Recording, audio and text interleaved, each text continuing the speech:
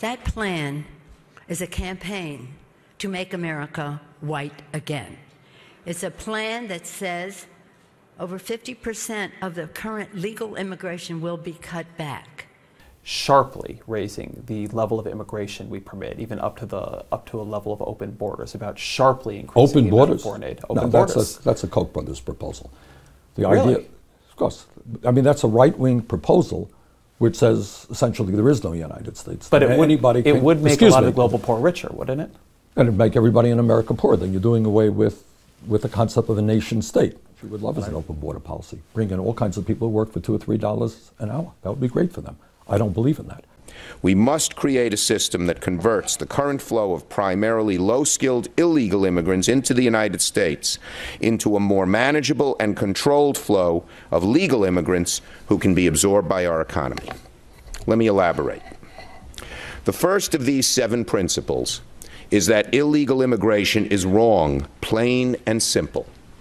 Until the American people are convinced that we will stop future flows of illegal immigration, we will make no progress on dealing with the millions of illegal immigrants who are here now and on rationalizing our system of legal immigration. It's plain and simple and unavoidable. When we use phrases like undocumented workers, we convey a message to the American people that their government is not serious about combating illegal immigration, which the American people overwhelmingly oppose. If you don't think it's illegal, you're not going to say it. I think it is illegal and wrong, and we have to change it.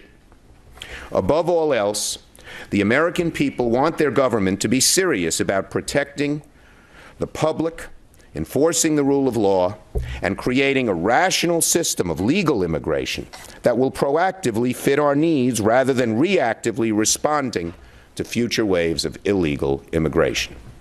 People who enter the United States without our permission are illegal aliens, and illegal aliens should not be treated the same as people who entered the U.S. legally.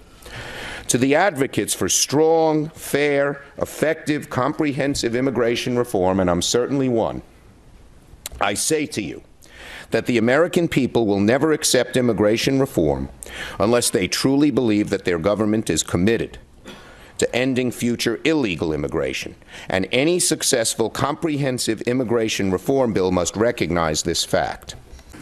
All Americans, not only in the states most heavily affected, but in every place in this country, are rightly disturbed by the large numbers of illegal aliens entering our country. The jobs they hold might otherwise be held by citizens or legal immigrants. The public service they use impose burdens on our taxpayers. That's why our administration has moved aggressively to secure our borders more, by hiring a record number of new border guards, by deporting twice as many criminal aliens as ever before, by cracking down on illegal hiring, by barring welfare benefits to illegal aliens.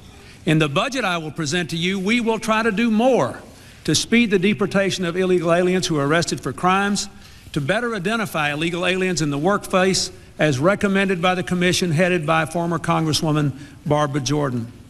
We are a nation of immigrants, but we are also a nation of laws. It is wrong and ultimately self-defeating for a nation of immigrants to permit the kind of abuse of our immigration laws we have seen in recent years, and we must do more to stop it.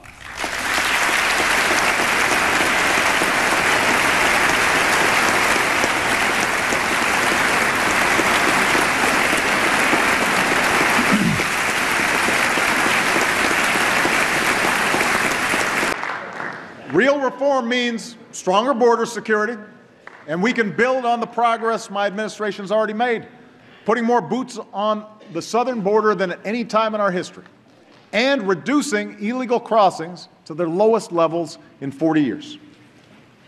Real reform means establishing a responsible pathway to earned citizenship, a path that includes passing a background check, paying taxes and a meaningful penalty, learning English, and going to the back of the line behind the folks trying to come here legally.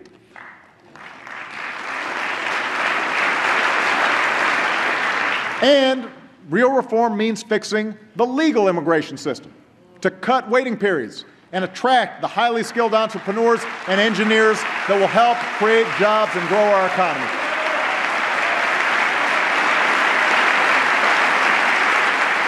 Very briefly on immigration, there isn't any sensible approach except to do what we need to do simultaneously. Secure our borders with technology, personnel, physical barriers if necessary in some places, and we need to have tougher employer sanctions, and then give them some earned right to legalization that will enable them to continue to work. If they've committed transgressions of whatever kind, they should be obviously deported.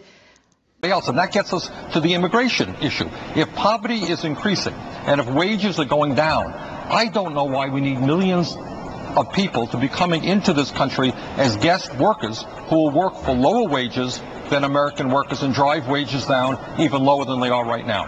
And as we know, the principal industries which hire the bulk of illegal aliens, that is construction, landscaping,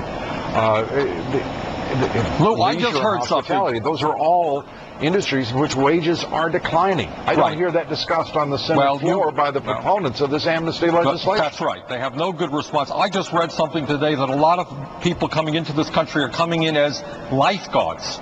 I guess we can't find, that's right, we can't find American workers to work as lifeguards, and the H-1B program has teachers, elementary school teachers. Well, Yeah, and that H-1B program, we got to watch Senator Ted Kennedy sit there with the sole witness being one Bill Gates, the world's richest man, tell him he wanted unlimited H-1B visas, obviously uninformed as to the fact that 7 out of 10 visas under the H-1B program go to Indian corporations that are outsourcing those positions to American corporations in this country, and that 4 out of 5 of those jobs that are supposed to be high-skilled jobs are actually Category 1 jobs, which is low-skilled. Well, you raise a good point, and that this whole immigration guest worker concept is the other side of the trade issue.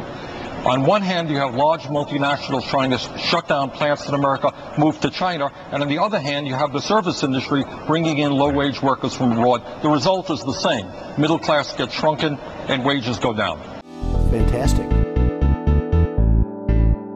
Please clap. Because you'd be in jail. By the end of this evening, I'm going to be blamed for everything. Why not? You better believe it. Both sides. Subscribe to Very Fake News.